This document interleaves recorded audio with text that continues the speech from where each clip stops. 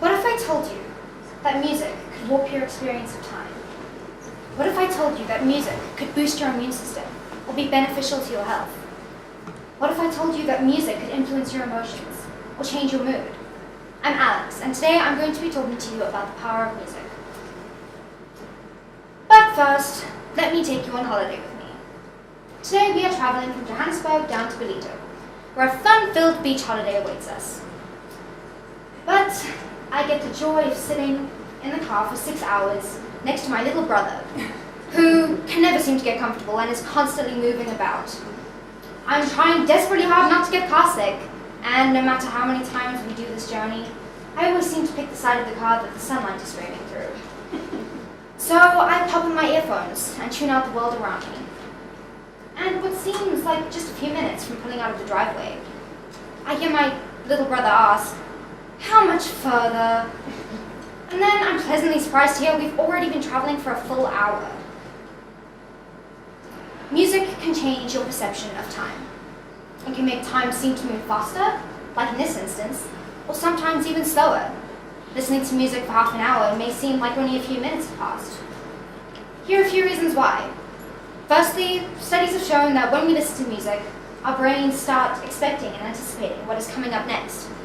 We are constantly predicting, and this draws us into the music. And it makes a 5-minute song feel like just 30 seconds. Secondly, this acts as a distraction.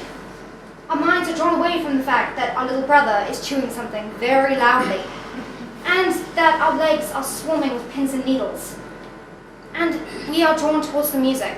Our brains are allowed to wander to miles away from our current situation. So we aren't counting the seconds till we reach our destination, or even remotely concerned about the 6 hours of driving ahead of us. Thirdly, music is entertaining, and time flies when you're having fun. When we listen to music, a chemical called dopamine is released. Dopamine acts as a neurotransmitter. It sends information from one neuron to another. Dopamine sends a message that this is awesome, this is fun, this feels amazing, this is pleasurable. And for me, having a thick slice of red velvet cake will provide me with all the dopamine I'll ever need. But dopamine doesn't only make us feel good. It can also have positive effects on our immune system. This is because dopamine doesn't only act on neurons, but can act on our immune cells. It can align them in such a way that makes them way more effective in fighting infections. But there are also a lot of other ways in which music can boost our immune system. Listening to music reduces our cortisol levels. Cortisol is a hormone that is released by the adrenal gland in order to aid the body by inducing stress. For example, if you haven't slept or maybe haven't eaten for a full 24 hours, your cortisol levels will go up, inducing the right amount of stress in order to get you to eat or sleep, so that you can survive. After that,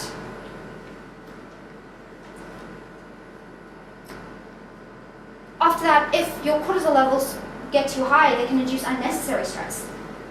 And that can be harmful to your general health and negatively affect your immune system. But listening to music also increases your levels of natural killer cells, which attack bacteria and infected or cancerous cells. Listening to music also increases your numbers of antibodies that fight infections. And so listening to music can boost your immune system. So while I've talked about physical benefits of listening to music, there are also quite a few psychological benefits. I'm sure that many of you might have experienced the emotional effects of music. How listening to music with a fast tempo can make you feel energized, or how listening to cheerful music can make you feel happy. How listening to strange or eerie music can make you feel uncomfortable or maybe even tense. But what's interesting is that listening to sad music doesn't necessarily make you feel sad or sadder. Listening to sad music can be comforting. It can help people get out of feeling sad or depressed.